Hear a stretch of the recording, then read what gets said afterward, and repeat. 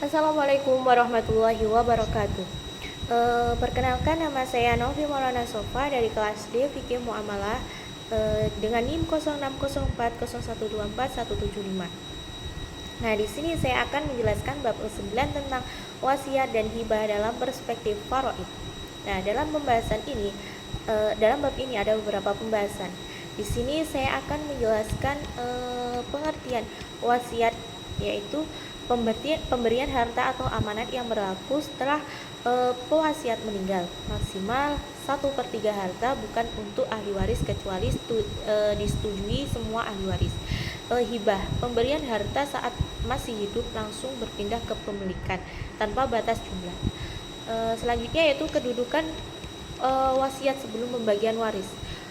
Urutan eksekusi harta warisan dalam Islam itu: yang pertama, biaya pengurusan jenazah; yang kedua, pelunasan utang-utang waris; yang ketiga, pelaksanaan wasiat; yang keempat, baru pembagian warisan kepada ahli waris.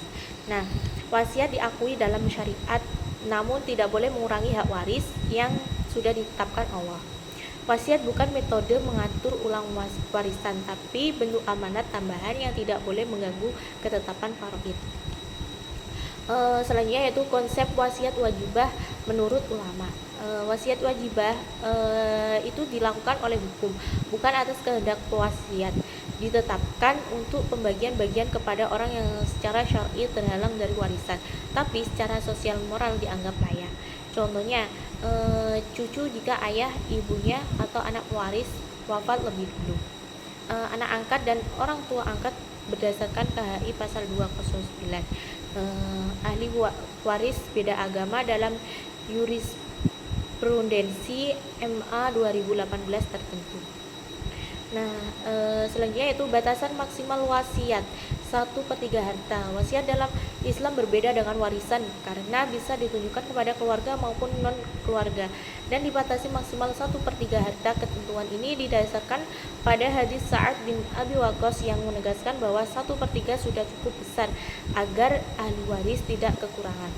Kompilasi hukum Islam juga mengatur hal yang sama, kecuali jika seluruh ahli waris menyetujuinya. Batasan ini bertujuan menjaga keadilan serta melindungi hak ahli waris dari kerugian. Perbedaan wasiat dengan hibah. Hibah berlaku saat pemberi masih hidup, sedangkan wasiat berlaku setelah pemberi meninggal dunia. Pemindahan hak dalam hibah terjadi langsung saat diserahkan, sedangkan wasiat baru berpindah setelah pewasiat meninggal. Hibah bisa dicabut selama pemberi masih hidup, sedangkan wasiat bisa diubah atau dicabut sebelum pewasiat wafat. Hibah tidak memiliki batasan jumlah tertentu, sedangkan wasiat dibatasi maksimal 1/3 harta tanpa persetujuan ahli waris. Tujuan hibah adalah memberi manfaat saat masih hidup, sedangkan tujuan wasiat adalah mengatur harta setelah kematian.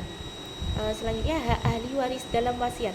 Hak ahli waris dalam hukum wasiat itu ditentukan melalui dua cara, yaitu abidental, yaitu hubungan keluarga menurut undang-undangan Al-Quran, dan testamenter atau berdasarkan wasiat pewaris. Surat wasiat merupakan pernyataan kehendak yang berlaku setelah pewaris meninggal dan harus terbentuk akta sah.